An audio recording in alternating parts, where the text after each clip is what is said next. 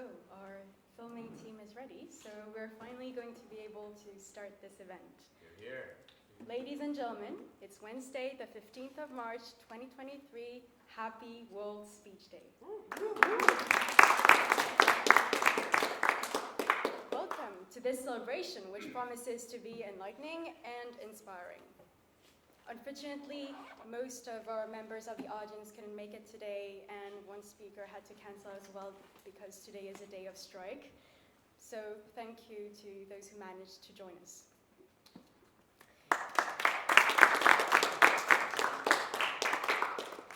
Around the world, and tonight at Sorbonne Université, speakers have united under 6 words: shared ideas for a better world. They have gathered to talk to you about us as individuals, as a society, and as a world. I am honored to be hosting Sorbonne Sciences Debate Club's first public speaking event in celebration of World Speech Day. It is a noble opportunity to change each other's outlook on life, and we wouldn't be holding this event if it weren't for the people I am about to mention. Let's rewind time. In January 2023, Mr. Simon Gibson, the founder of World Speech Day, gave us the chance to be part of his worldwide community. That was the start of an exciting adventure. With his support, we built this project. All that was left to do was to bring it to life. And that's when the Espace Long and the orators on the front rows with us today come into play. We already owed the Espace Long before tonight. They granted us the room 129 at the Atrium, where we debate every week. Here. Then they helped us set this event up administratively. Now, I'd like to present to you our speakers. Chances are you already know them. They are board members from the French Debating Association, respected coaches, winners of previous FDA tournaments, and experienced debaters. Let's hear it for Peter Barrett,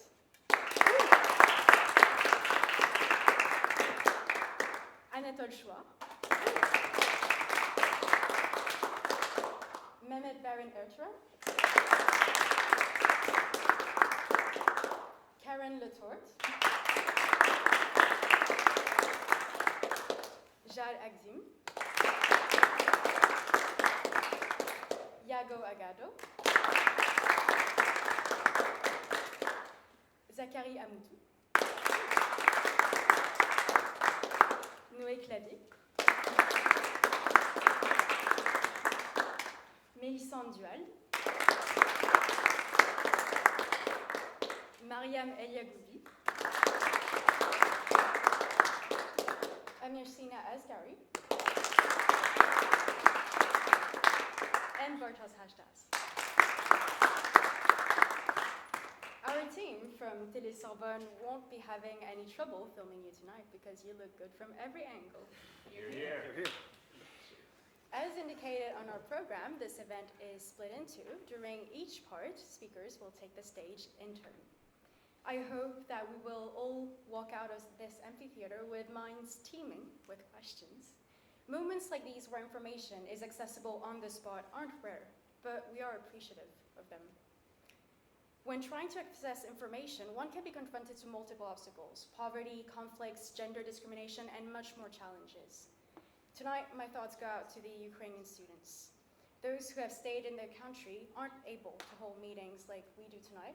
The sirens and the electricity supply determines when they get to study, it determines how they organize their days, and it determines when they get to communicate with their families. Dear audience, it's evident to everyone here tonight. I'm going to spend the rest of the time promoting the club. And like on YouTube, there is no escape from the advertisement. To those who aren't familiar with the concept behind Sorbonne Science Debate Club, we are a student club based here at Sorbonne Université and specialized in public speaking and debating in English. You're welcome no matter if you're a student already working, no matter your level in public speaking and in debating. All year long, we take part in friendly debates against other schools and universities, and we hold events like this one. Last but not least, I have a funny feeling that this is going to be a memorable event. Ladies and gentlemen, please give a warm welcome to the first speaker, Mr. Peter Barrett.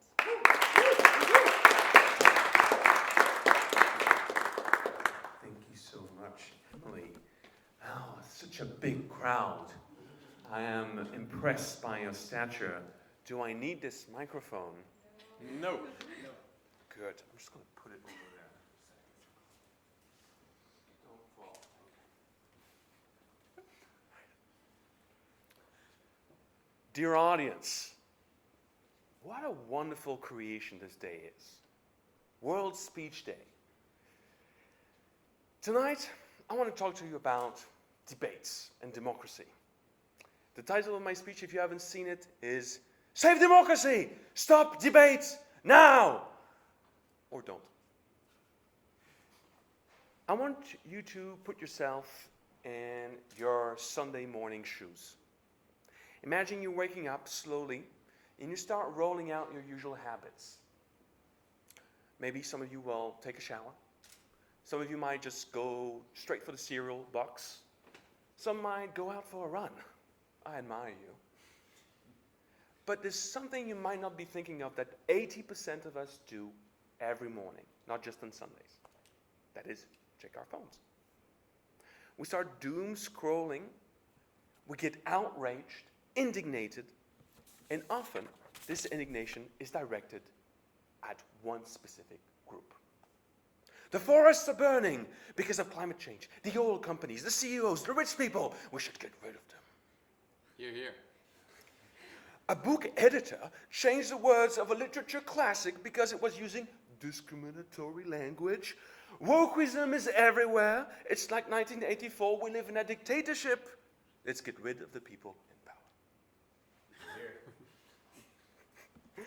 Yes, ladies and gentlemen, that is a strong emotional response that we might feel when we want to be part of a group. And it ensures that we're just updating our own bubble. This is the infamous confirmation bias. You all know it, and we're all subject to it. You might say, what's wrong with that? I mean, if I'm right about something, and everyone says that I'm right about it, why should I seek out contradictory sources of information? Plus, information is information. If my interpretation of it is correct and it's neutral, then I'm right and you're wrong and you can go beep yourself. Hear, hear. Well, I'm sorry, but if you feel this way, you're wrong. Your exposure to information is conditioned by sampling bias that is inherent to social media and all the scrolling you're doing. And it's also very probable that inside your own group of people that you frequent, you are exposed to another type of bias, which is the lack of opinion diversity. So, your morning routine is a problem, but it's even a bigger problem when you consider millions of people do it every day. How can we fix this? First, let's take a step back and look at debates online, how they go about, and I like to compare them to a game. And in a game, there are rules and players. I know you know this one. There are rules, players, and an enforcing body. And most structural rules we experience in these games, in the game of debates, are well known. No insults, no physical harm, equal distribution of time. More or less. For me, I'll have a bit more time. Sorry. However, we can witness that despite these rules, there's a pretty bad outcome in most debates online and on TV, I might add. And I would argue it's because of two things. One is because of the implicit toxic rules of online debates, and two is because of the insufficient amount of rules. So what do I mean by implicit toxic rules?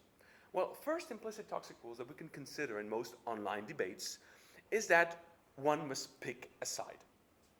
Most of the time, we are not looking for agreement, we're not looking for concessions, we're not looking for conversions, we're just looking to defend and argue our a priori positions and counter-argue against people who don't agree with us. Unfortunately, this approach yields little consideration and appreciation for people who change their minds and update their opinions.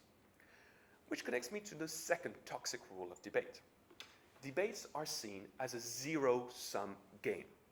At the end of a given debate, we look for a winner, which implies there's a loser. Sorry, pointing towards you. Someone must be right, another person must be wrong. This implicit rule pushes both sides to want to act in a way so that they can claim victory by the end of it. Aha! You use the fallacious argument. I win. Oh, you contradicted yourself. I win. Eh, you stop responding to my messages. I win. To add insult to injury, the insufficient amount of rules in a debate game is a problem too. Though it's important to remember that our brains are magnificent machines evolved through millions of years, not billions, not quite, billions of years. I don't want to scare you, but they're also subject to many biases. Groupthink, the bandwagon effect, in-group bias, the fundamental attribution error, extrinsic incentive bias, social norms, subjectivity, commitment bias, sunk cost, structural bias, and many more. And it's understandably difficult to see through them. So, it is especially the case when you have rules that are designed to actually exploit your biases. Most of the time, we examine these biases on the basis or in the light of what we would call free will. We expect people to behave better than they should rationally do. To be fair, in politics, if a person were to manage to rise to the top without engaging in any of these toxic behaviors, they would be an exceptional individual. They would be exceptional. They would be amazing. Unfortunately, I'm not convinced that such a person exists. And at least what is obvious in the literature today is that it's extremely difficult for anyone to rise to the top, to anyone to end up to have power and not become toxic. So, our debates are made to disappoint. From the implicit toxic rules to the insufficient amount of rules, we will be asking too much of debaters to expect them to behave better. So, we stop debates. We save democracy, right? Yes. No. Obviously no. All right? We still need to make collective decisions. And at times, it's good to disagree with each other, of course. However, we need to find a way to fix them. So, how do we do it? Same players, different game. One thing that we have clearly established at this point is that we should restrict our players' expectations to the minimum viable. We shouldn't expect too much of them, right? In fact, it's a very common rule of design. When you're designing a park, for example, you might have heard that there is such a thing as a desire path. The desire path is the path that most people take in spite of the fact you've actually designed a specific path for them to take. They just prefer this one because it's easier.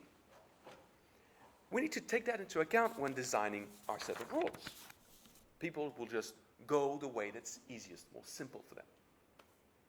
So like most games, the game of debate has seen its weaknesses exploited by cognitive biases.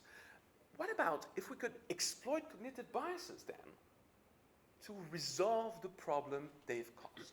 Let's try to see if that's possible. Like Sun Tzu said, the opportunity of defeating the enemy is provided by the enemy itself. Here, here. Mm-hmm. The first cognitive bias that we can use to benefit our more virtuous rules of debates is the identifiable victim effect. You know, when someone says, French people are just lazy complainers, but my French neighbor is a very hard-working man. You know this one, right? Here, here. We can exploit this cognitive weakness by encouraging debaters to speak about their own personal experience on a given topic. For example, by adding a moment of testimony during a debate to humanize contradictors. More recently, researchers specialized in polarization have successfully shown a couple of effects that we could exploit for good. One, we tend to overestimate how radical our ideological opponents are. We think that they're more radical than they actually are. Second, we are attracted to things that we have a positive attitude towards, that we already like. That makes sense. So this means that a debate can be improved in its design if there are moments where counterparts are expected to criticize their own side and value the other side's perspective. If I am forced to do that inside the debate will be more virtuous.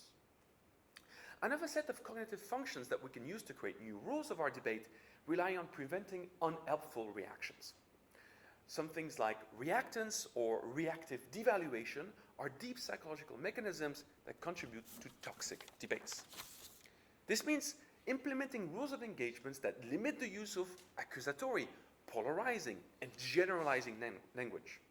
Instead, we can incentivize the debaters to use more constructive language or speak from their own point of view instead of attributing intent or incompetence. But you might be wondering, okay, Peter, how do we ask a debater to just be nice, to be constructive? Please be constructive. Okay. Obviously, this is not going to happen. So we need to exploit another cognitive bias to make it happen. And the one I want you to exploit is the observer expectancy effect. What is it? Well, it's very simple. The observer expectancy is that when there is an observer that is meant to rate you by the end of your performance, you're more likely to abide by the rules upon which you are rated. So, if in a debate there is a person who is going to rate the debate based on these elements, then people are more likely to abide by them. So if we tell a jury, for example, to look for people who use accusatory language, people who are generalizing, people who are polarizing, and mark them down, and people who do the opposite, are more converging, try to understand the other side, try to see some common ground, and reward them, then debaters will act accordingly. We fix the game. So once we put all of these things together, you can see the solutions arise. There are two main solutions, basically. One, we introduce a neutral observer to the debate, and we allocate points to contradictors according to the quality of their argumentation and their ability to help a debate move forward, converge, speak with epistemic humility, and avoid accusatory language. The second thing we need to do is implement several sequences during a debate when the other side's point of view is humanized via the discussion of personal experiences, and where contradictors have to point that their own side has limits and that the other side has some good points. You see, by using the same tools we commonly blame for bad debates, we can turn the tables around and build a path to better conversations. At this point, you might be wondering why such debates don't exist yet, right? And I wonder the same thing. That's why I created Debatology, a YouTube channel and a place where you can, oh yes, that's the advertising, you said it, the advertising is going to happen. A YouTube channel and a place where we can all gather and learn about debating better. There's also another association that I co-created called Médiateurs à Convergence, which aims at creating these exact same types of debates for politicians to come together and find common ground instead of struggling through polarization. But more than any of these creations, we need you. Because democracy is not going to fix itself. Debates are not going to fix themselves. So if you are wanting to polarize, if you want to get angry in the morning by looking at your phone, please try to step back and think, are you contributing to a less toxic debate? Here.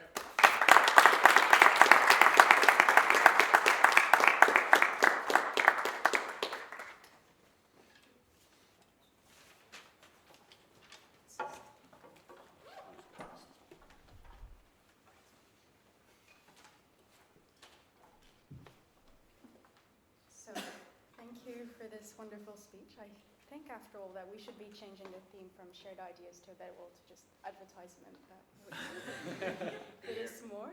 Without further ado, let's welcome our second speaker, Anatole Chouard.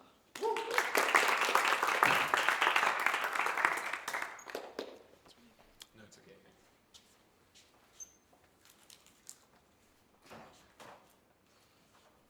Little ad break.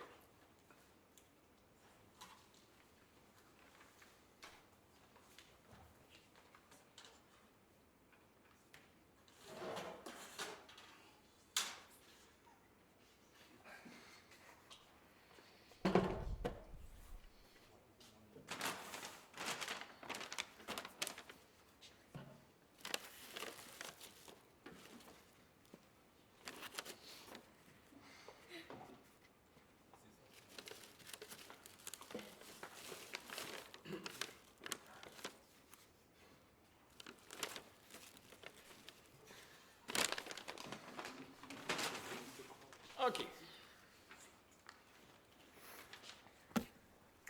Let's do a social experiment to prove that climate change is just like La Macarena.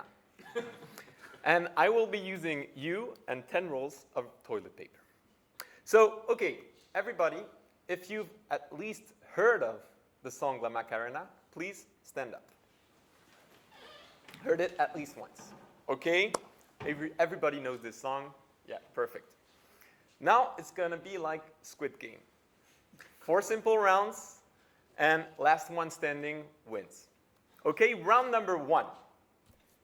You can keep standing only if you know the choreography a little bit. You know what it looks like. If you don't know, please sit down. Okay, maybe we've lost 10%. 90% left. Round number 2. You can keep standing only if you know the artists. Okay. Maybe we've lost 80 to 90%. There's one, maybe if I had scissors, 1 or 1.5% left. Round number 3, you can keep standing only if you know the complete lyrics of the song. No one left. And there was a round number 4, and it was to take action and sing the song on stage. No one. So we were 100% at the beginning, very famous song, and now 0. And that's what I thought. And it's a song that we've heard 1,000 times. We think we know it by heart, but not at all. Okay, now for climate change.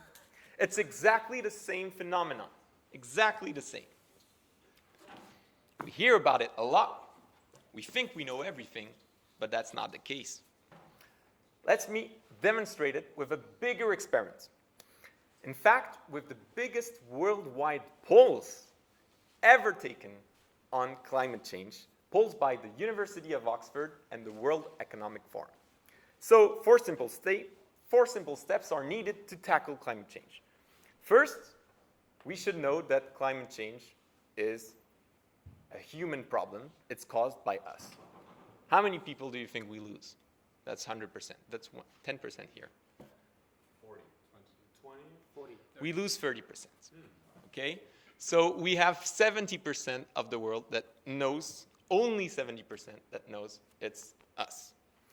Then we should know the scales of the consequences. I'm talking about heat waves, droughts. I'm talking about storms, etc. How many percent? It's quite good, actually. Only 10%. Like only 1 roll of toilet paper. So the third round. Knowing all of this, we should be willing to take action on the personal level, on the political level, on the job level. We lose another 20%. And then the last round, finally, we need to know the orders of magnitude of our actions. Because if we think the problem is solved by sorting waste, we're in deep trouble. We're in deep trouble. And the world is going down the toilet. So now, I'm not finished. What should the 10% do? They must do everything in their power in order to convince, to explain, to debate, to lead, to inspire. They should spend all their energy. It takes time and effort to drag the whole world along. It takes time and effort, but it's possible. So who are these 10%? Well, I would say that if you spend your spare time on a Wednesday evening, 9 p.m. or 8 p.m. or 6 p.m., listening to speeches to how to save the world, then I think you're part of this 10%. This, ladies and gentlemen, this is you. This is you. Look yourself in the mirror. So, the world is going down the toilet, and the ecological catastrophe is nearing. So now you go and save the world.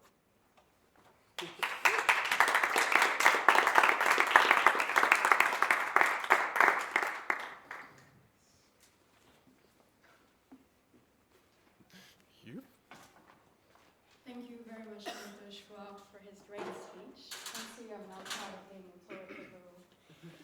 Without further ado, let's welcome our third speaker of the evening, Mehmet.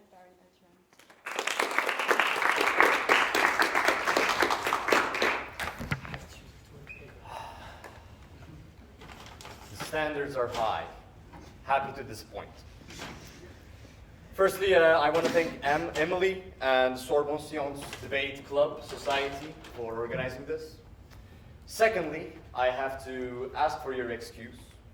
Ladies and gentlemen, you have to excuse me for using an iPad. It's not as professional as paper speech, but my printer was on strike. Shame. I want to talk about modesty. So, knowing oneself as who they are is an important part of life that is often dismissed. Whether it be love, games, or career, knowing your capabilities, not overestimating yourself, allows you to set realistic and achievable expectations. However, there is one field of human endeavor that can always use more modesty, which is human reasoning itself. We have created a better world already. It's miraculous what humans have been able to accomplish in a relatively short time. Thus, we can get overconfident, philosophically and politically. We can assume that we are capable of holding one perpetual path to salvation, one true explanation of why we have the problems that we have and how to solve them. If we want a better world, we need more intellectual modesty to efficiently share ideas, critique them constantly to find their flaws, abandon them when necessary, or improve them. We were all, at one point, victims of ideologies, philosophies, or convictions which sold us laws of human development induced from a lackluster study of history. These monist ideas have presented us unfalsifiable principles as the objective truth. And they have imprisoned our critical spirits. They have divided us to the point where we cannot even listen to someone who just has different presumptions than our own. We debate not to critique, but to destroy. We try to demonstrate the rightful authority of our beliefs by biased data or inductionist reasoning. We hold on to unscientific or disproven opinions and further the divide. In politics, for example, a policy can have many consequences, and much can be deduced from it. But the visible benefits of these policies can never be applied to the whole of the consequences. A good policy or a good argument is one that can stand criticism. But the conjectural preferences by the society shouldn't bring about the proof of abiding validity of an idea. Ideas should evolve, as does the earth, and so should a modest person be able to change their apocryphal convictions when faced with valid criticism. In a society of different lives, thoughts, and experiences, it should be the capacity to critique and accept the consequences of such critiques that should determine the knowledgeable person. I admire natural sciences a lot, and their ability to know when to give up on an hypothesis. In social sciences and in daily life, however, we have a problem of transcendentalism. We want bulletproof and stable solutions to our problems that would transcend us, put us on the path of absolution, or on the everlasting right side of a discussion. We are afraid of the constant criticism, the constant change, the constant flux that diminishes our beliefs in stability. So, we give ourselves to unchanging and unchangeable ideas to find some solid ground. We should avoid these stationary lines of reasoning. The state of flux can be intimidating, but if we embrace our limitations, it becomes a natural reality instead of an obstacle to stability. We should fight against obscurity, talking and writing lucidly and modestly, practicing irony and self-irony. We should avoid posing as the beneficiaries of the truth, being critical to society, and looking at the world with wonder, and as Popper puts it, looking at it with infectious curiosity. We need more intellectual modesty to share ideas to actually create a better world. We need to self-criticize and accept criticism. We need to shape our thoughts and beliefs with the progressing time and progressing life. We need to fight against people who think they possess the absolute truth in their pockets. We need more modest thinkers as well as politicians. We need a society that understands the superiority of an intellectually modest person over someone with a situationally valid argument. It's sort of a cliche at this point, the famous sentence of Socrates transmitted by Plato, "For I was conscious that I knew practically nothing," which is a great saying that has been hollowed out by the pop culture. So, I want to leave you with another philosopher's verses, Xenophanes, who invites his readers to modesty in face of conjectural truth and ever-changing life. "But as for certain truth, no man has known it, nor will he ever know it, neither of the gods, nor yet of all the things of which I speak. And even if, by chance, he were to utter the perfect truth, he would himself not know it, for all is but an interlaced web of guesses." Thank you.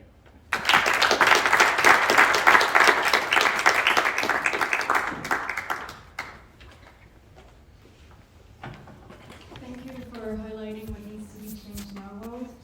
Let's now give a round of applause to the fourth speaker, Karen Letarte.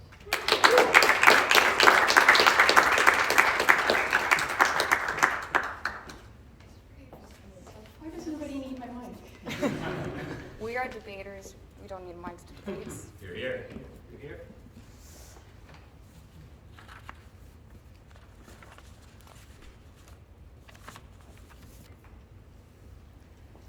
Ladies and gentlemen, thank you for your honorable presence that enflowering tonight's event. What a long journey. A long journey to come here. Little did I know I would finally have confidence in myself. Being ridiculous or boring or whatever, just being me. Standing in front of an audience, speaking up my ideas for a better world. Here. You heard him, you literally heard me.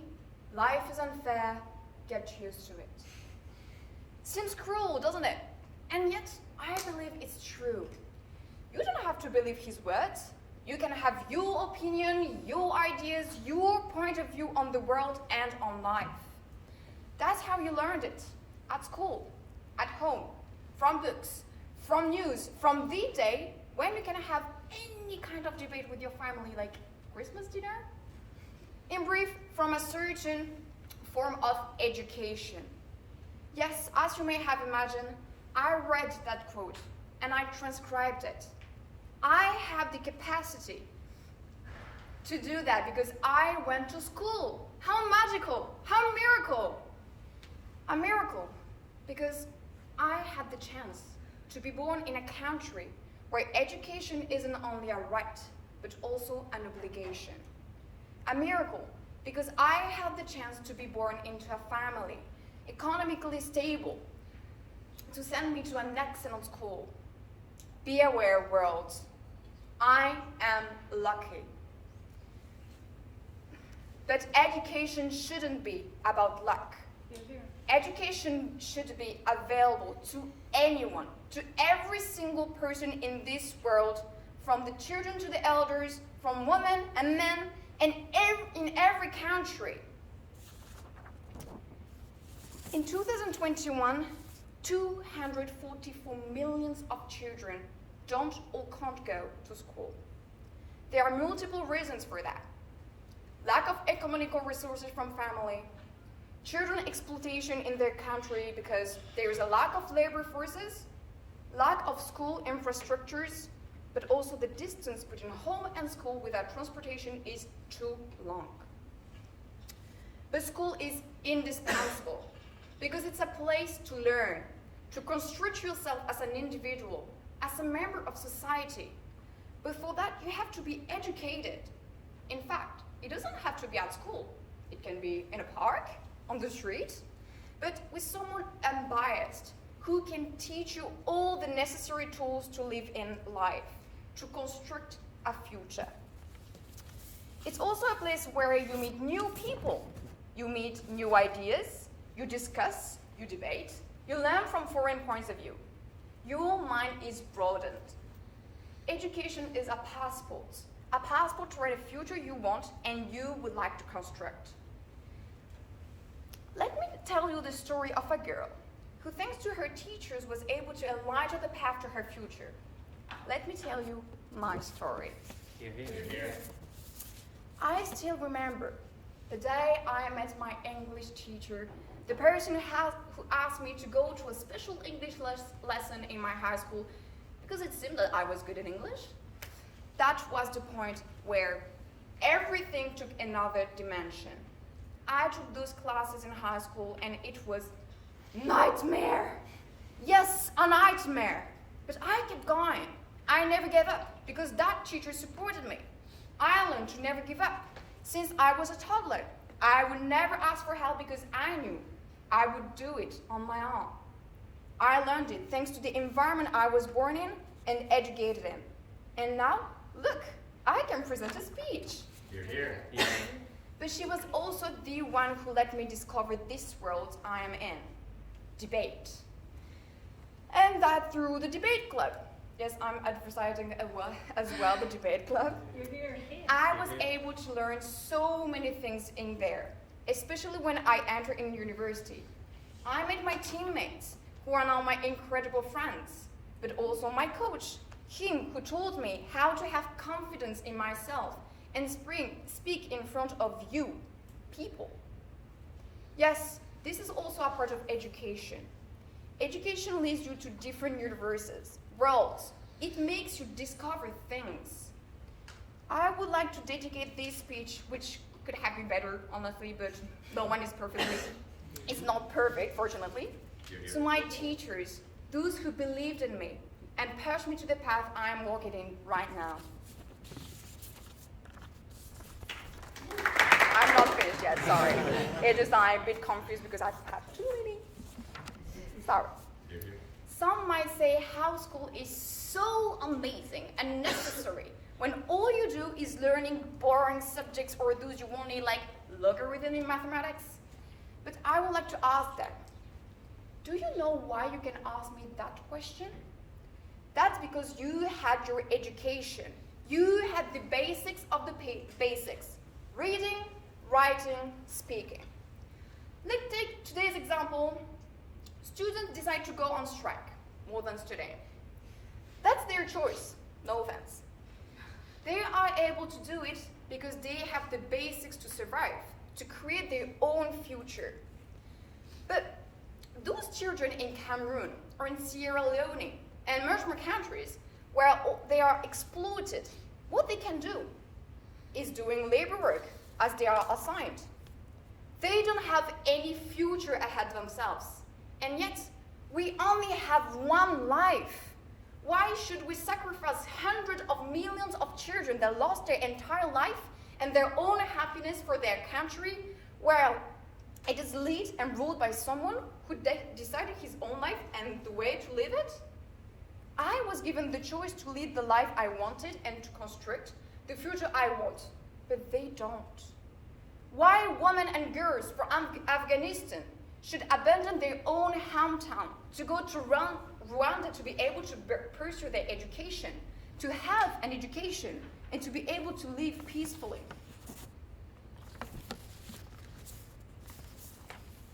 Life is unfair. Get used to it. You might agree or disagree. That's your freedom. But let me say you one thing. Nothing in the world and no world will be perfect. There will be, unfortunately, always be a right and a wrong, a good and a bad. Without one nor the other, there wouldn't be a balance. But it's not because this is the truth that we shouldn't take action. Quite the opposite, by the way.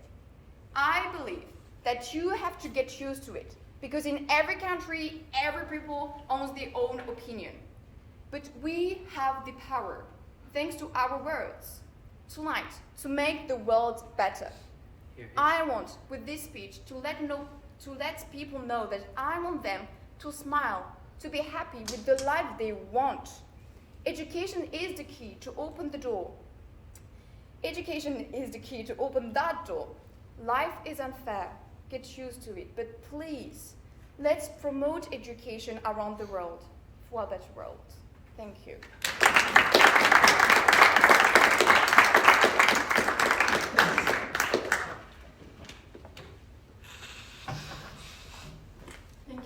mentioning education and student, it speaks to me. Now, let's welcome the next speaker, Brad Ackley.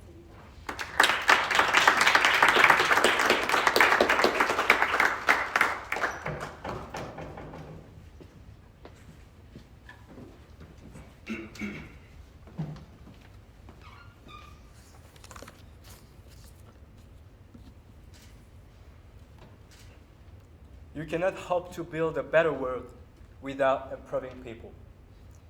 This quote by Marie Curie in the former University Pierre and Marie Curie, the Sorbonne University, shows that no matter what plan we have for humanity, even if you have the best idea ever, a better world is only possible if people change.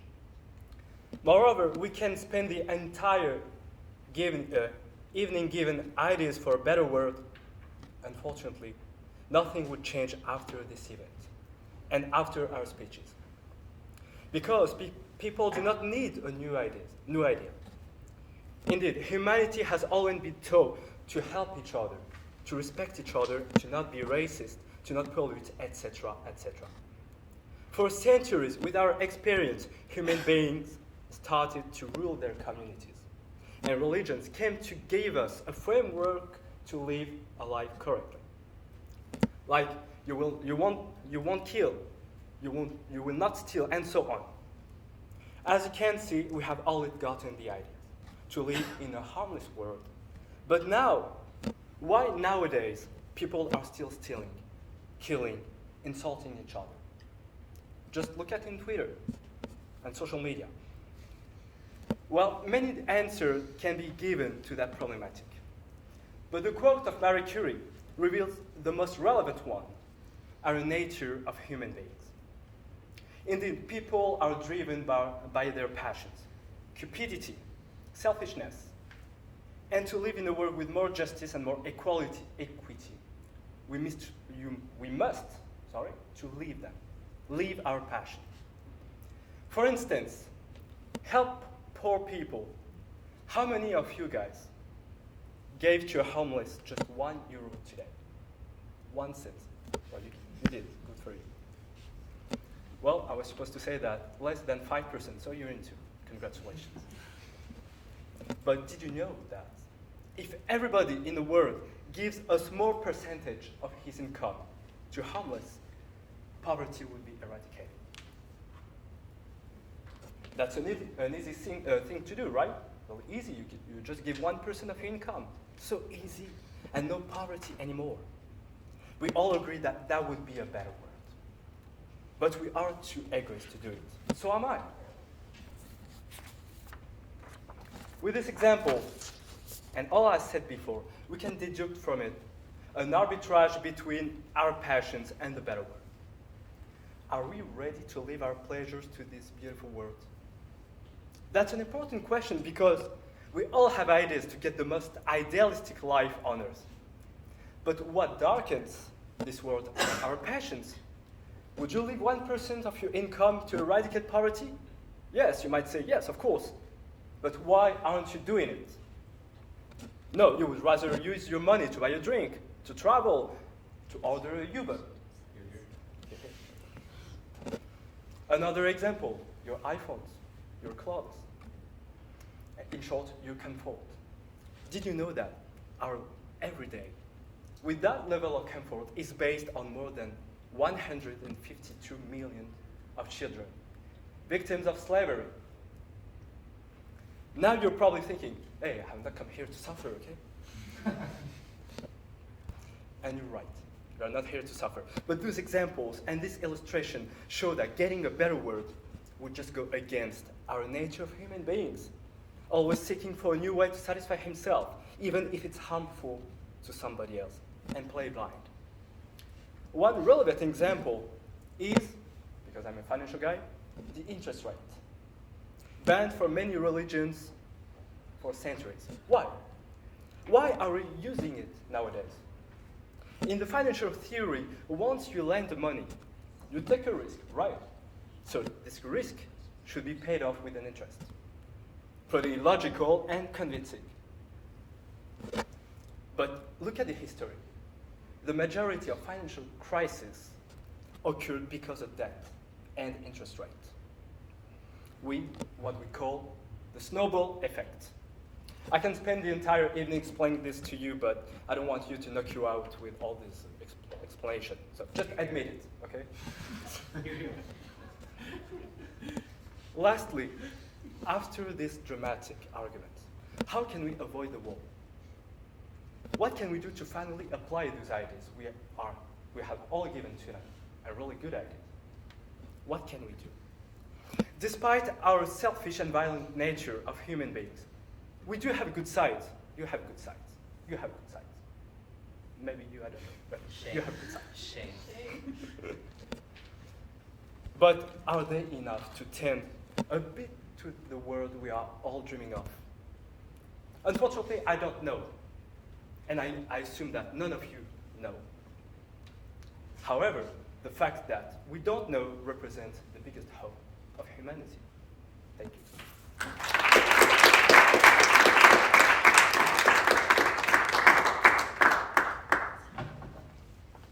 Thank you very much for reminding us that creating a better world is actually out of reach. Now, let's welcome the next speaker, Yago again.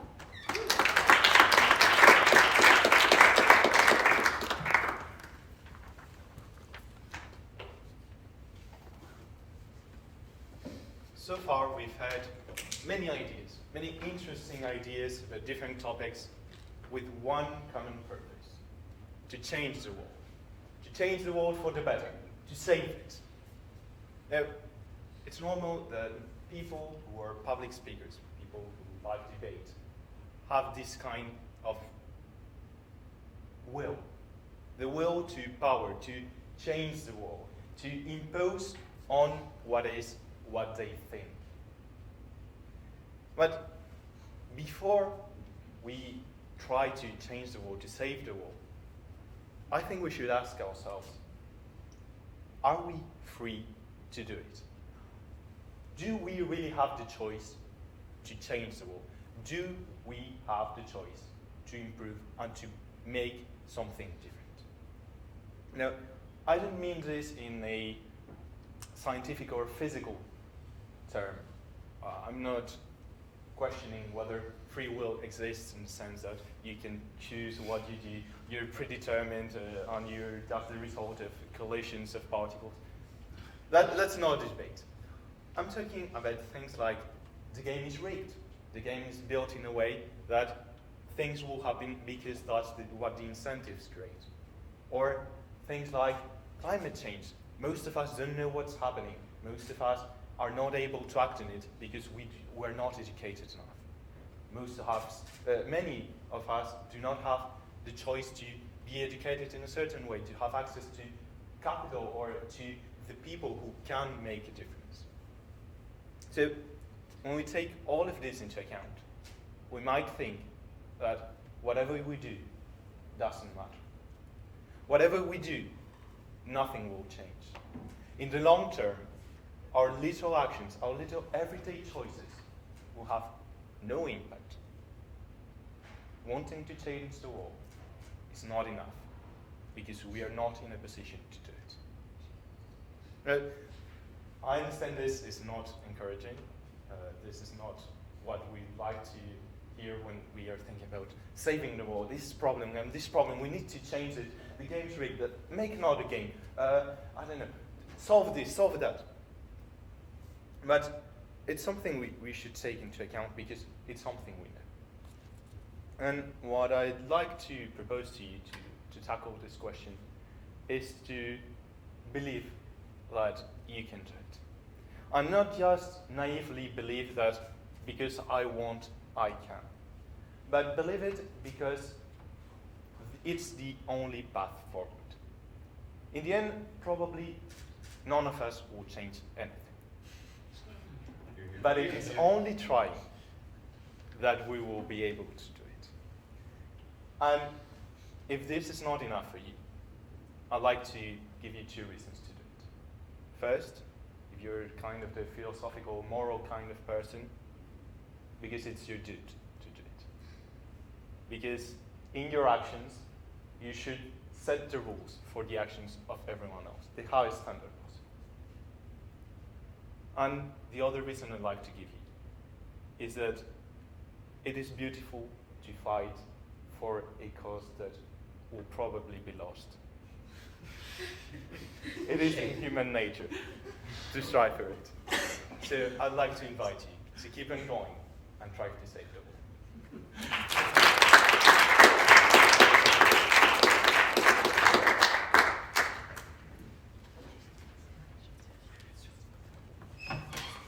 Thank you for your speech. I believe that still doesn't go against the policy of World Speech Day. Now, let's start the second part of this event. And introducing the second part, we'll hear Zachary Amouki.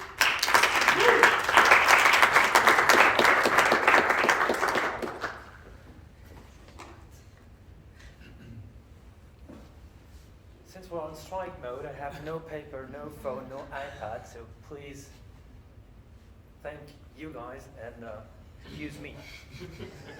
Now, ladies and gentlemen,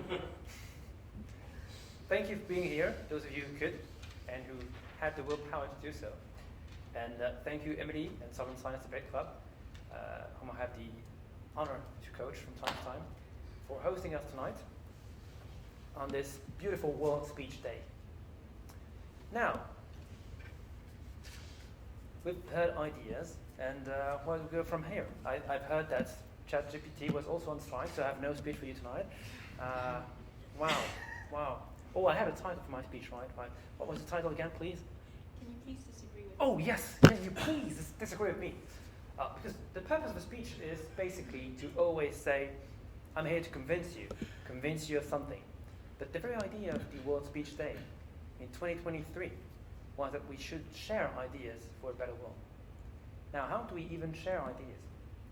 Because when we speak, we try to bring people to our side.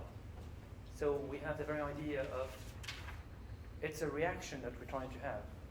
But my issue with that is I kept thinking, we already live in a situation in life, in a society, in societies, where it's all about reacting. You go on Twitter, you react. You're angry, as Peter said, you wake up, you scroll down your phone, you're angry about something, you shout about it. The loudest is the better.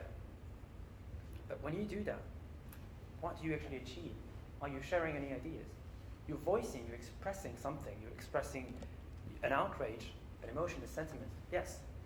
But at no point are you sharing ideas. And that's why I kept thinking, well, instead of actually trying to convince you of something, how can I unconvince you of myself, of something, of everything I'm about to say right now? What is the very purpose of a speech? Is to convince people, to persuade them even.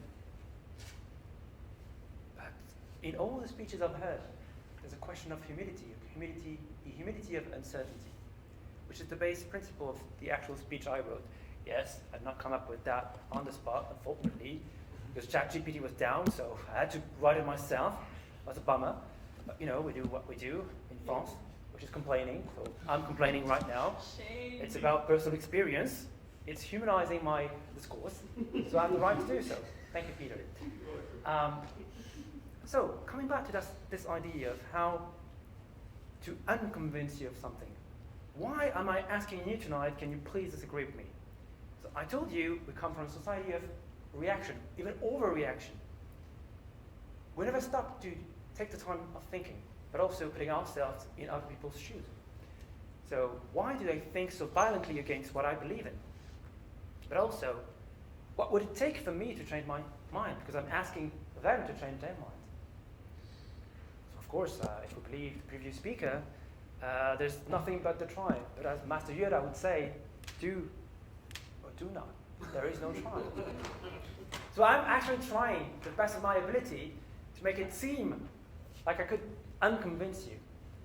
Because I'm a not so productive consultant in obscure areas and fields of expertise. I'm a not so seasoned debater who asks students to take the challenge of the debate. I'm a not so convincing, yet awesome, coach of a debating team. But, and above all, I'm a firm believer in the power of constructive disagreement. And that's the whole point of my presence here tonight, is to ask yourself the question, why would you not want to disagree with me and with yourself as well? So, I've left you with the idea of overreaction, that's for sure. But now, where do we go from here? Do we accept it? Do we accept that we live in an era where it seems like we are less and less in agreement with each other, debates are more and more polarizing, and we take sides and we disagree with the very idea of debating? We say, it serves no purpose. You bring arguments and you're like, it may be fake news. And even if it's not, I don't believe it. I don't believe it. And I ask, why do you not believe it? If it's constructive, it's argumentative. If it's brought out with examples and illustrated. Well, I don't believe it because it comes from Marine Le Pen. I don't believe it because it comes from Anne Hidalgo. Then what do we do? The purpose here is to establish a common goal, find common ground, and ask ourselves the question, what does it take to change our mind? To actually be closer to one another and closer to the elusive idea of convergence towards not the truth, but actually a solution. And for me, this is where lies the idea of sharing. You can't share anything if you're not ready to disagree with someone and also disagree with yourself. As a not so awesome coach, I always love to bring up this very idea in debate. I ask a student, well, tell me about a topic you strongly believe in. Well, mister, I believe that we should legalize marijuana. All right, love that. A classic in debate. Come up on stage and take a few minutes, and prepare your speech, prepare your ideas, and bring them forward. Student takes some time, and he comes up on stage and says, yes, I've had a lot of reasons backed up with data, with research, with scientists. I am very right on this topic. I have 3 arguments. Wait, stop. But I have prepared, I'm ready to do so. Stop. Now, can you tell me why we should not legalize marijuana? But sir, I prepared it for the other side of the motion. I'm ready to do so. Really, you'll be convinced. Yes, but are you prepared to be unconvinced by your own similar arguments? Take your arguments that you've prepared right now and challenge them. Make them see the other side and the other opinion in the room. So take the very examples that you are going to take the very arguments that you will and wanted to present, and make it go the opposite way. And only in doing that, we find a shared reality. And this concept in psychology is so very powerful. It seems like we have less and less in common, whereas we have more and more in common. Even Netflix shows are all over the place, and we watch the same show from Asia to Europe to United States of America. We always believe that is not the case, but we actually like the same things, actually drink the same drinks, and we actually have shared realities. And it's only in believing that the opposite side of the room has that shared reality that we can find its common ground and look at the common goal.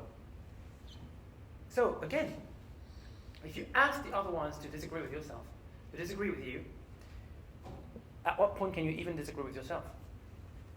Can you take your own beliefs and your own ideas and challenge them? Can you ask yourself, why do you actually believe that? And what would bring me to actually change it? Maybe financial incentive, my dear financial guy. Maybe your best friend or your companion or your wife or your boyfriend is saying, I do strongly believe the opposite, and then that's what it takes for you to change your mind. And if not, what would it take? And only in doing that, in building upon constructive disagreement, do we achieve that. Of course, we would have the use of debatology. Has it already taken place? Yes, a former debater, world champion Julia Tarr, actually made speeches about this very idea. The idea that with the humility of uncertainty and a challenge within ourselves and a positive disagreement, we can go somewhere. I told you there's a question of societal reaction. There's also a question of ideas being strongly linked with the orators. Now, what happens if I strip ideas from their messenger? I don't say this idea has originated from a leftist, or from a rightist, from a liberal, from a Democrat, from a Republican, from la droite, la gauche, anywhere. No, it's just an idea. So how do we actually share those ideas? We have to strip them from their identities. And that's one of the main principles and the main strength of debates. You don't get to pick your tribe. You don't get to pick the size of your shoes, and you don't also get to pick the side of the motion. Now, if you strip the ideas from their identity, then you cannot attack anymore the originator. You have to attack the principles and the basis of the idea. And why even attack? Why not take this opportunity to actually disagree with your own set of ideas and actually challenge yourself to accept the opposing idea? And there has been studies showing that in municipalities such as in Ohio, in the past couple of years, they actually made up this idea that once a year, they take ideas, they strip them from their identities, and then look at them for a single day, all debating in favor and opposing the limitation of their own ideas and the other one's idea, without ever saying where the ideas came from. The very principle of, can you please actually disagree with me? And this is the question I'm asking you tonight. You've heard my speech, maybe I convinced you, maybe I didn't, but that's the point. If you cannot disagree with me, there's no chance that we share an idea. If we cannot share an idea, we cannot share a shared reality, then there's no chance we get to tackle climate change. Because there's no chance we can find ourselves in the shoes of the other to say, all right, he's not doing the same as I'm doing. I'm believing firmly that I'm right. But what if he's in a similar situation? What if I can't see with its own eyes?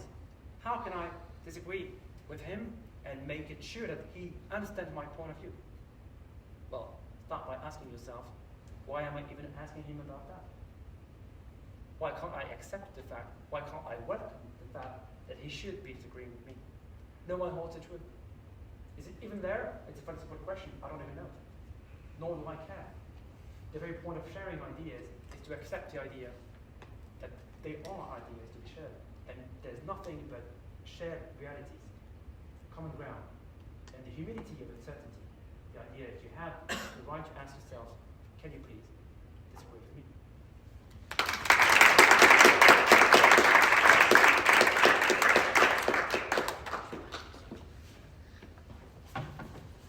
Well, now, ladies and gentlemen, unfortunately now we know about all the psychological damage including listed at this point. More seriously, Thank you very much for your amazing speech, and I hope we'll be able to use it as a valuable debate lesson at the club. Welcoming the next speaker, Noé Clavier.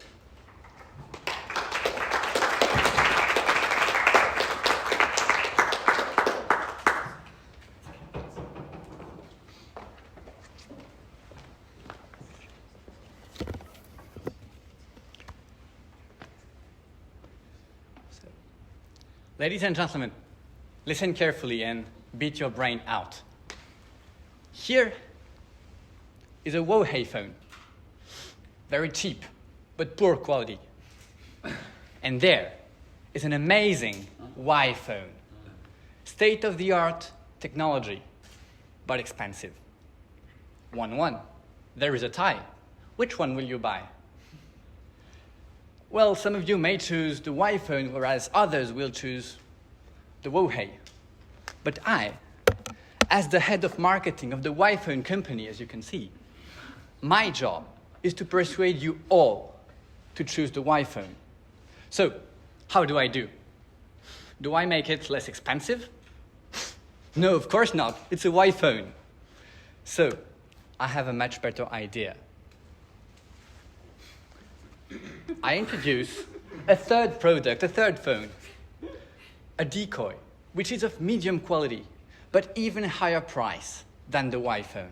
And now, the tie is broken because the Y phone is of better quality and cheaper than the decoy, whereas the Huawei phone is only cheaper than it. And hence, ladies and gentlemen, believe it or not, but your brain will favor the Y phone. Does it mean the Y phone is better, though?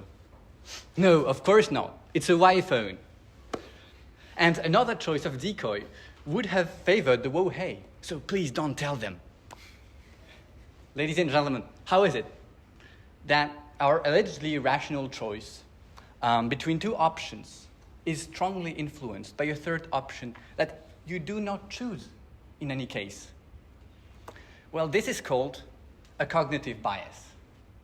So cognitive biases, if you haven't heard to Peter's speech or haven't listened to, cognitive biases are deviations of our, from rationality of our reasoning in a systematic and predictable way. Why such a failure?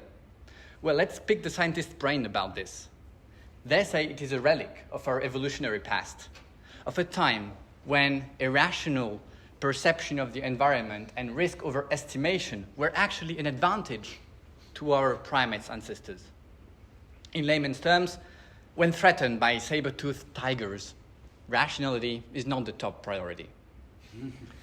However, cognitive biases are a flaw in modern decision-making. Clinical diagnostic failures, marketing strategies, misperception of statistics, enhancing racism, uninteresting debates, and you, dear audience, you giving more credit to my speech just because I wear a suit. What a criminal record for cognitive biases. People were burnt for much less than that. So, is it all over then? Well, maybe not. I believe that if we are better aware of the existence of such biases, we should be able to prevent their undesirable consequences. It is not about becoming fully rational beings, which we will never be. Pure logic is the ruin of the spirit, as Saint-Exupéry put it.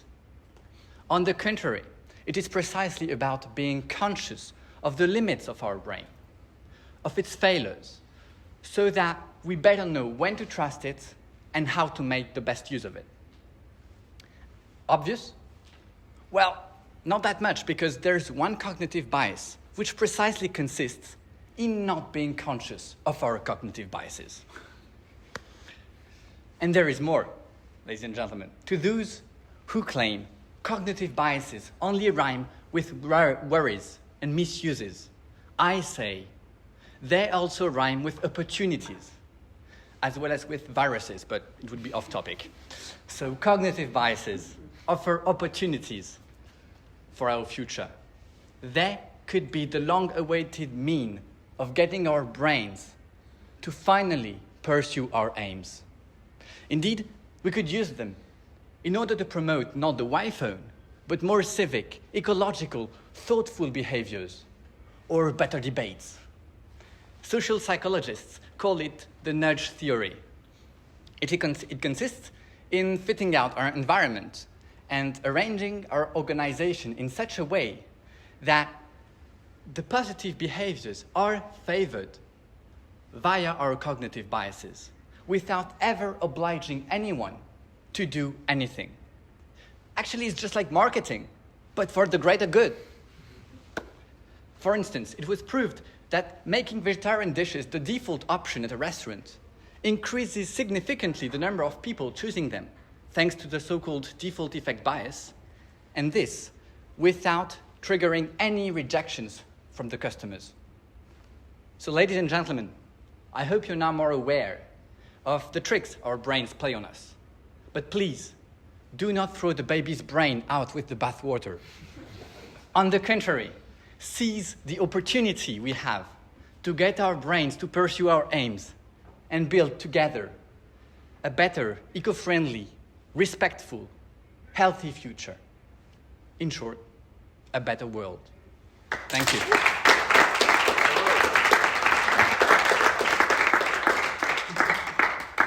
Do you have a spare phone? Well, there's this one. I know.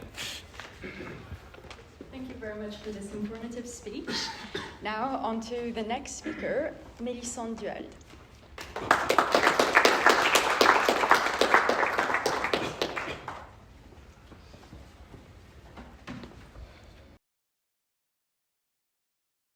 Ladies and gentlemen, thank you all for being here tonight. Tonight is World Speech Day. Shared ideas for a better world. And what ideas I've heard so far. I thank you past speakers, future speakers for providing the whole of us with valuable insights into how we humans act in and on this better world we are all aiming for. Thank you wholeheartedly for providing us with those insights in most original fashions. Instead of using Python for my bar plots, I'll be going to the toilets next time.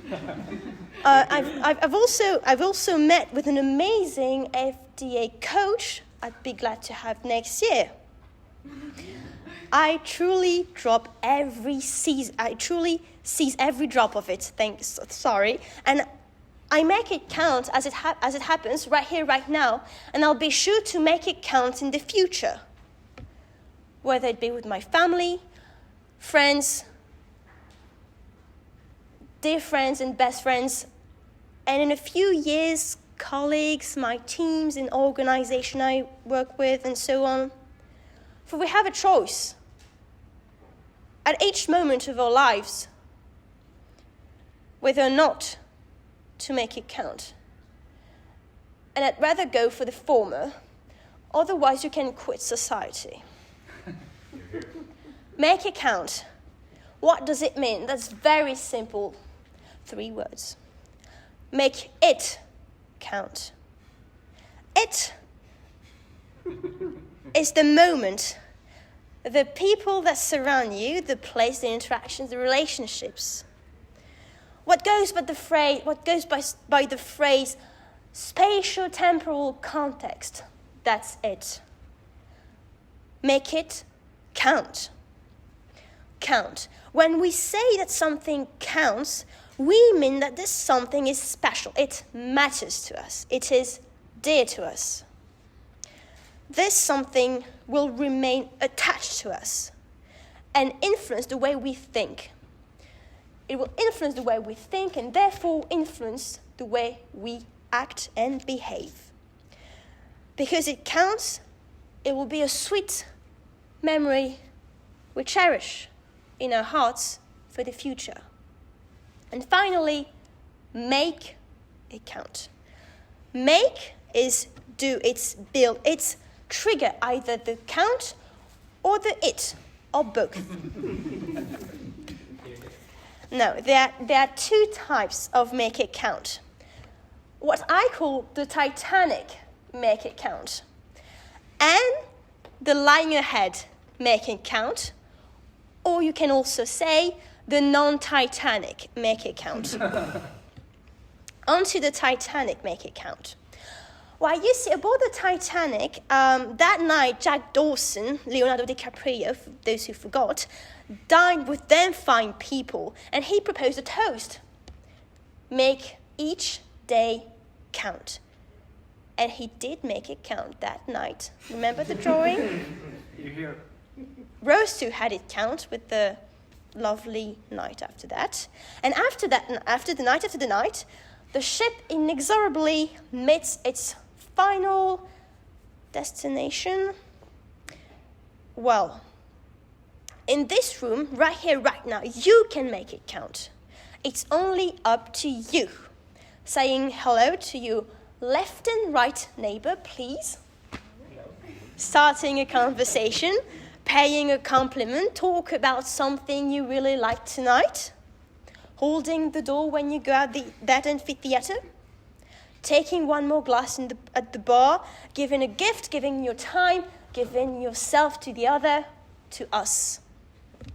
Make it count in the present to have it count in the future, which brings me to the non-Titanic make it count, to the lying ahead making count. What counts today will turn into a sweet memory we cherish tomorrow. You ought to make what you consider important, worth sharing, count today, so that it does spread tomorrow. I am accompanied by a person who is very dear to me, most kind, and whose sheer joy fills my heart with laughter whenever I spend time with it. It's amazing. I wish all of you and I wish that all of you, do have a friend like that. She hesitated as to what she was going to talk about tonight on this magnificent stage. That is, she was wondering whether the idea she had in mind was too obvious, but it turns to be very thought-provoking.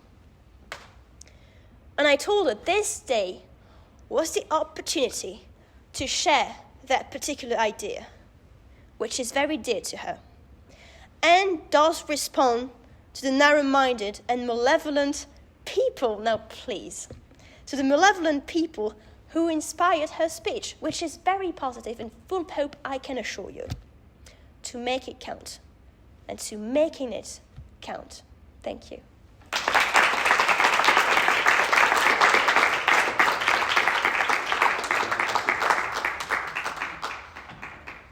Thank you for this powerful speech. Now it's time to hear Mariam Eliagoui.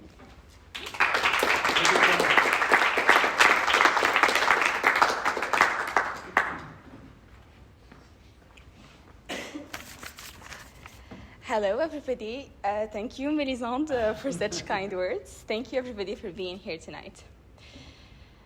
Americans are loud. The Brits have a stiff upper lip. Italians are tax dodgers. Afro-Americans are athletic. Asians are good at math. Germans are industrious. The French are good lovers. Ever heard of these stereotypes?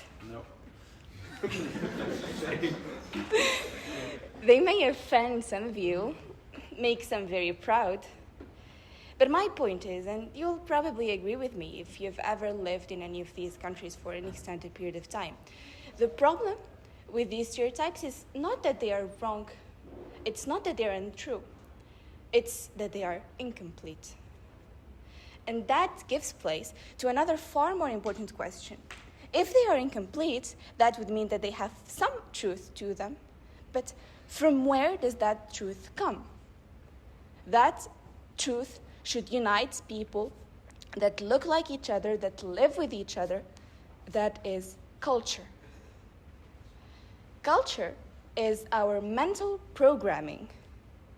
It gives us a sense of belonging inside of a community. Well, there are two types of culture. There's the inner shell of culture, that's the values, and there's the outer shell of culture. That's how we speak, how we express ourselves. And be it the inner or the outer shell of culture, there must be a way that helps it continue through time, because it has lasted for a long time. But what is that? A simple way to show that is my German teacher always telling us that the German language is very organized, and that is why the Germans are very, very precise and logical. So language is part of it. There's also education, there's values, there's so many things that contribute to culture. But an important question to ask ourselves tonight is, yes, there are different cultures, but how does that impact us? A very simple example is a study that was conducted. They took Japanese participants and American participants. The American participants were unable to understand expressions of fear on Japanese faces. The opposite was true as well. But why is that? The reason being that the Japanese are taught that it's not polite to show very boisterous facial expressions outside, so it was for them impolite to show fear to the other person, so they could not figure out what exactly was fear. This has impacted our lives and your lives in very different ways.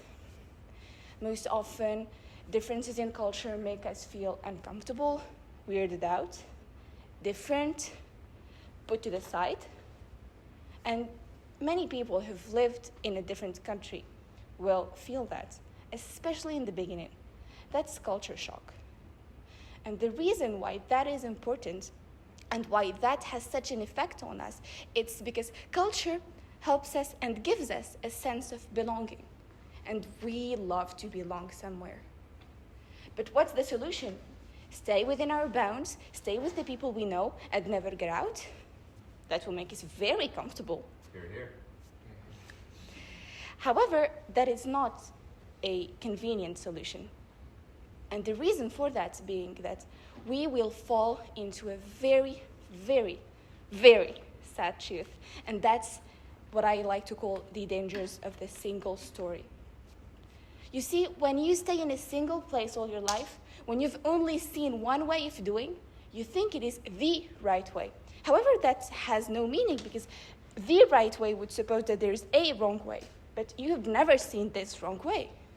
So you only know a way. But being confronted to different things is what allows you to learn more.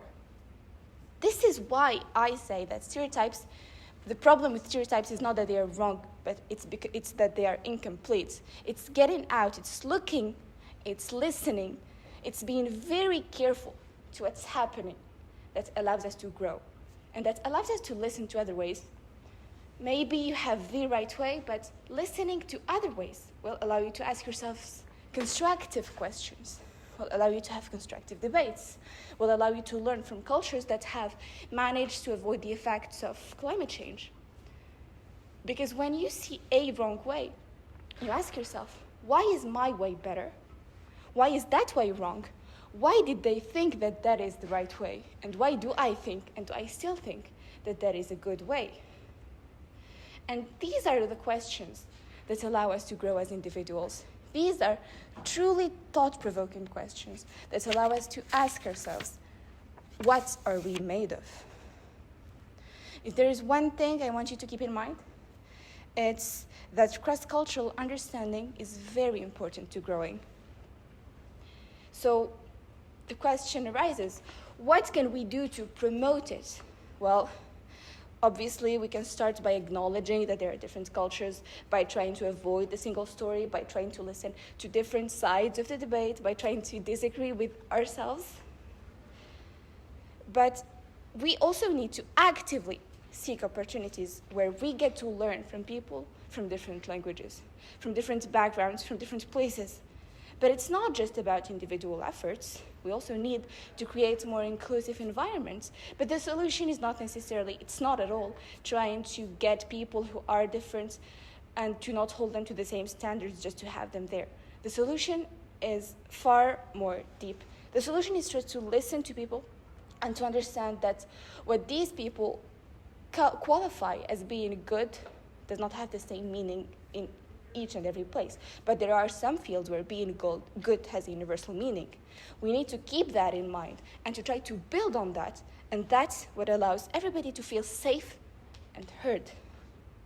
And for me, the best way to do that is to genuinely listen.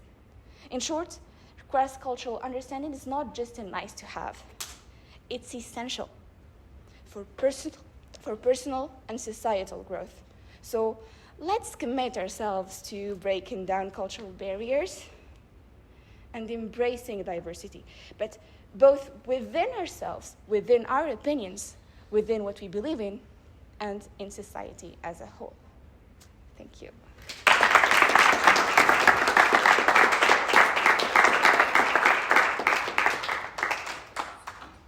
Thank you for enlightening us about how stereotypes function. Now we'll hear the debaters of Sorbonne's science debate. We'll manage one day. Sorbonne Sciences Debate Club, starting with Merci Nazgau.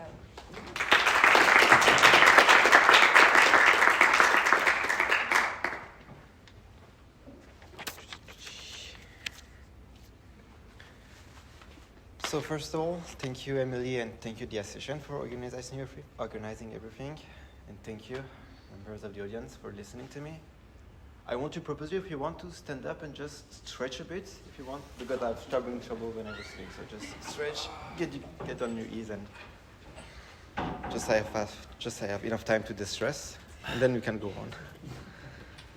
Okay. So the speech that I'm going to present tonight is only based on my own experience, what I got throughout my life.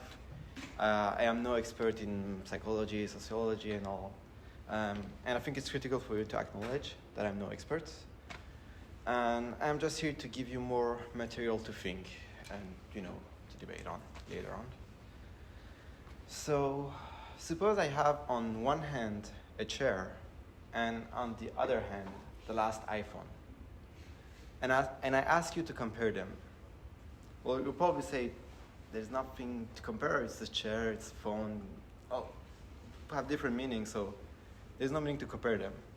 So okay, so I change the chair, and I take the old Nokia 3310, I guess, I don't remember, the old bricks, and ask you to compare them. It will be a bit easier. Both are phones, you can call with both of them, but it's still not a relevant comparison.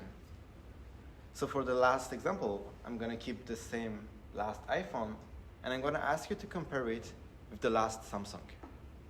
And now the list goes on. You can say, yeah, this one has a better capacity, this one has a better battery life, this one has a triple camera, wide angle, 360, I don't know, whatever, everything. And the point of this example is to show that there are many similarities between these two phones. They are pretty much the same in the end, but the fact that two things are similar helps us, actually encourage us to find differences between them. And I think it's a bit ironical. When two things are different, there's nothing to compare, then you just don't compare them. But as soon as they get closer, like they start to be, there's more and more resemblance between them, that's when you start focusing on differences. And it's something that I wanted to point out, that we notice differences easier. And I have other examples for that. For example, suppose you're waiting for your train, and then your train is late. So there's a difference between what you expect and the reality. You notice the difference, and you complain. Now suppose you're waiting for your train, and your train is on time. There's a resemblance between the reality and what you expect. So you don't complain. Unless you're French, then it's clearly a miracle when the train misses on time. So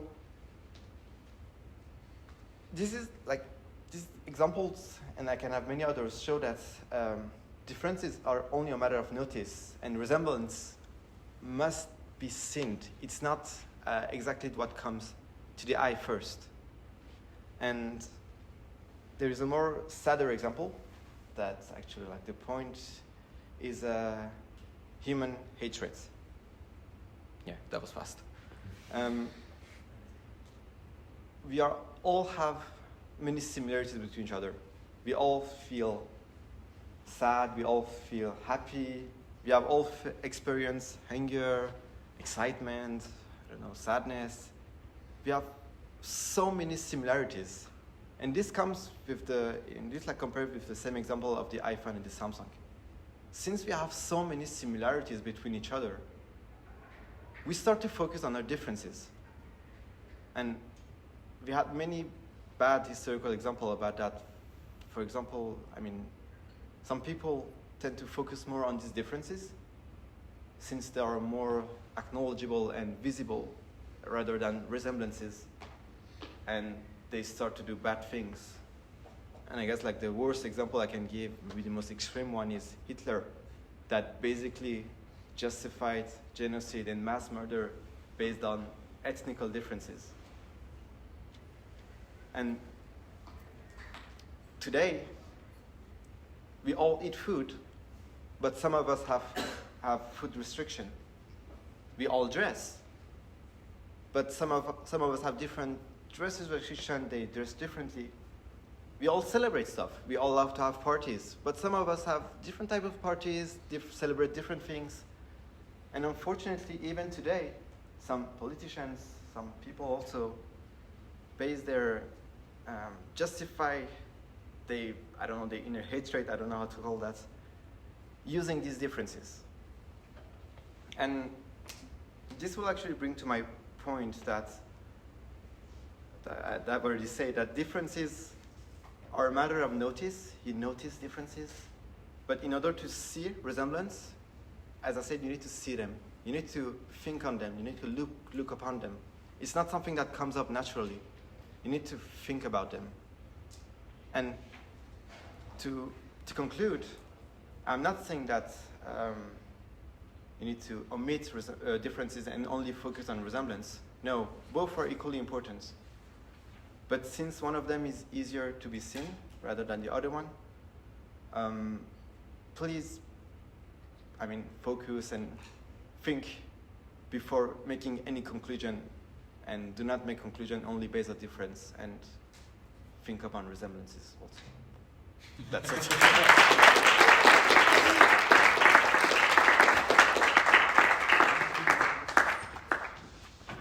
Thank you, Ernestina, for your speech. You do make Sorbonne Sciences debate proud of you. Just doing some maintenance.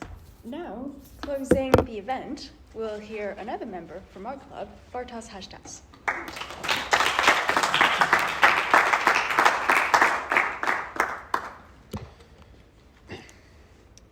Dear audience, thank you for your attention this evening. And dear speakers, thank you for making my job so much harder. How good are you? All of the speeches we've heard today have been about, and proposed to fix, two big issues we as a humankind must face. Whether it be climate change or how to debate better, those are overall some other big issues which we need a lot of collaboration to fix. My goal is more modest, because I believe that to strive for a better world, we first need to be able to strive for something. We first need to be able to do something. I don't think we can dispute that in the last few years, there has been a lot going on. And not in the positive sense of the term. We've had to deal with an accumulation of almost only bad news, starting with the disastrous wildfires in Australia, which were almost 4 years ago now, then COVID, then the Russian invasion of Ukraine, and all that with the looming threat of climate change. It is safe to say that the curse, "May you live in interesting times," has never made more sense. It is hard not to get overwhelmed by the events. Such an accumulation of bad news hasn't happened in recent times. And it is both increasingly difficult and increasingly important to find a way to cope with them, to find a way to push through these events and move on, to find a way to deal with this growing sense of dread and hopelessness, this growing sense that everything around us is just so gloomy, so everything is going wrong.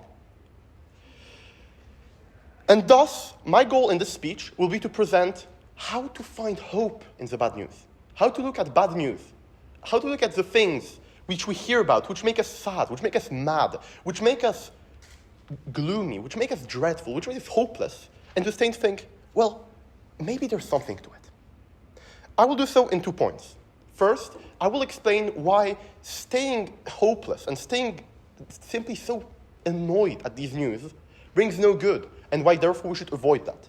While in the second part, I will actively present how to instead try to seek hope in them. Therefore, starting with my first point, I would like to emphasize that there is no use worrying about a large part of the bad news purely because you just can't impact them in the moment.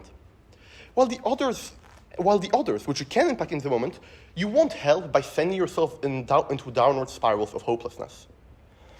I do not want by any means to discourage any emotional reaction. An emotional reaction is natural, and it is perfectly understandable. However, it's important to keep it to a reaction to that event and to not let it drag you deeper. It's important to only keep it at that, a reaction to the events, an emotional reaction, and not make it a more permanent, more lasting mindset.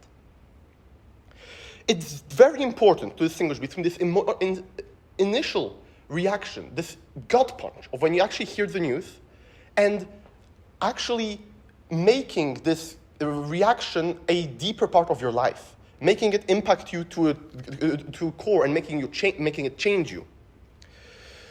While the best reaction to bad news depends on both the news and the person hearing them, I think we can make it clear that staying gloomy for a long period of time is never good.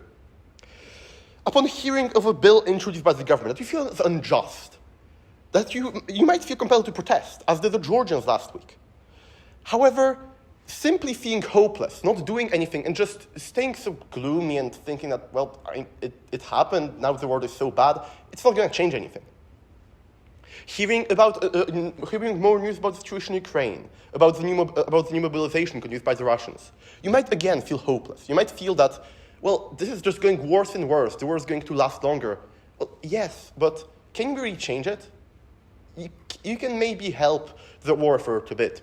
However, you can't really make the war just end. So is there really a use to just staying so sad over it, to just letting it control your life? I would say there isn't. All in all, whether you believe that you can have an impact on the situation or not, it is just never good to simply stay annoyed. It is never good to stay in the mindset right after hearing the news. And it's much better to try to either see a fix or simply move on. It's sometimes hard to move on. And honestly, it's easier to stay in this mindset that everything is bad. However, this just brings more and more problems. If you let bad news and the bad mood overstay its welcome, it will just get worse and worse. If you have a bad attitude, new bad news will just hit you harder. And as such, it's very important to just force yourself to move on. No matter how bad the news are, you need to be able to be prepared for what comes next. And that won't happen through staying gloomy over it. As such, now that I think I've made it clear why letting the hopelessness from the bad news stay is a bad idea, I would like to introduce how I think you could actively turn those bad news into a source of hope. And in my opinion, the best way to turn this hopelessness into hope is simply to realize that you have read this news. In other words, this is news. Someone has already heard about this and cared enough to write an article. Other people have read it and shared it, because since nowadays most news are shared for impressions, if you have read the news, this means that enough people have reacted to it, enough people have shared it for it to reach you. It means that you're not alone. It means that there's more people who care about the same things. It means that you are not alone in caring. You're not the only person who cares about these news. And probably most news you hear about, you're not the only one in hearing. And what happened might have been awful, yes. However, more people care about it. You can share this pain, you can share this anger, you can share this gloom with others. And therefore, this can give you hope. Throughout our evolution as humankind, we have lived through cooperation. We have pushed through thanks to the power of cooperating with one another, thanks to working together on the same issues. And thus, the fact that now, again, the issues we're facing, other people are also aware of, should bring you hope, should make you realize that, well, this is what has happened over the years. Humankind has faced issues. Humankind has faced the Black Death. Humankind has faced literal millennia of war. And yet we've moved past through cooperation. We've moved past through technological advancements. We've moved past through simply working together on the same goal. And therefore, if here again, we have the same goal, we have the same worry, and the same thing we want to work on, we should be able to move past it together by cooperating. And therefore, if you hear bad news, if you read bad news, just have this in the back of your mind that, well, these are news. Someone has wrote them. Some people have shared them. There are thousands, if not millions of people who have read these news and think the same as me, that this is bad. And therefore, since there are so many of us thinking this, we'll have a change. Whether it be climate change, yes, we haven't made much progress so far. And yet, climate change is constantly on the top of the headlines, meaning that people are interested, meaning that people want to see a change. And purely because there are so many people trying to make a change, we will eventually do it.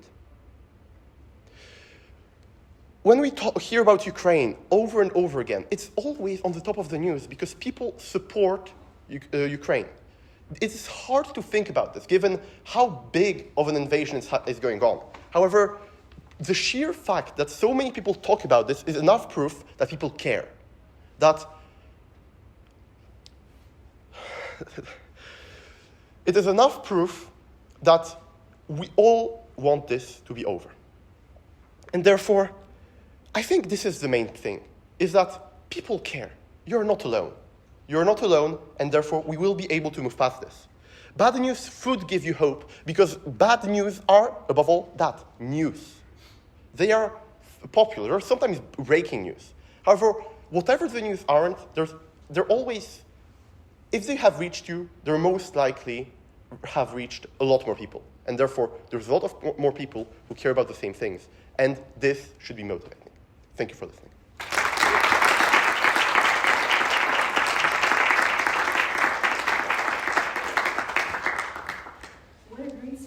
end this event on. Ladies and gentlemen, unfortunately, this is the end.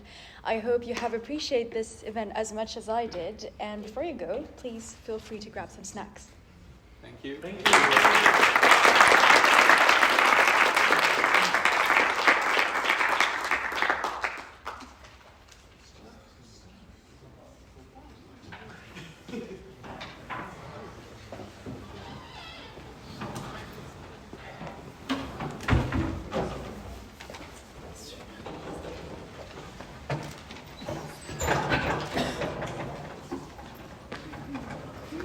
What's up?